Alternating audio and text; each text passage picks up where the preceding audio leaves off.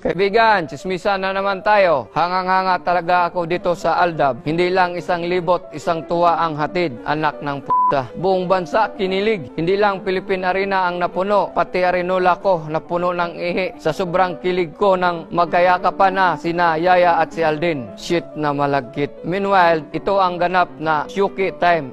Show time. Iwinagayway na nila ang puting bandera. Sino ba ang nagsimula ng gera? Sa aking pagsaliksik, ito ang nahanap ko sa na-share ni Kufa Lord sa Facebook. Mahal kong showtime. Lahat na lang napauso nyo na. Tuloy, wala na sa aming natira. Baw ako sa inyong husay. Wala sa inyong papantay. Nagmamahal. This is it. Kaloka? Sabihin nyo lang lahat ng sasabihin nyo sa akin sa dyaryo. Hindi nyo ako papahinto.